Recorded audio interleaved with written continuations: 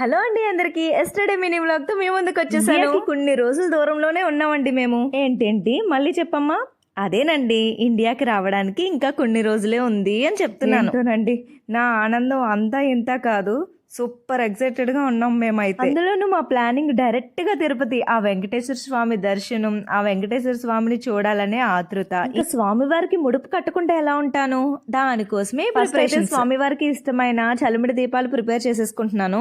వరిపిండి ఇంట్లోనే ప్రిపేర్ చేశానండి. అండ్ స్వామి వారికి చాలా ఇష్టం కదా 7 సంఖ్య, అందుకనే 7 చలిమిడి దీపాలు పెట్టేసుకున్నాను. మన ఇష్టం ఎన్నైనా పెట్టుకోవచ్చు. శక్తి మేరకు నేను చేయగలనన్ని ప్రసాదాలు కూడా ప్రిపేర్ చేశానండి. మార్నింగ్ నుంచి ఈవినింగ్ వరకు ఉపవాసం ఉండి ఈవినింగ్ మా హస్బెండ్ నేను ఇలా పూజ చేసేసుకుంటున్నాను. శనివారాల వ్రతం చేసినప్పుడు కూడా ముడుపు కట్టానండి, అది కూడా ఉంది.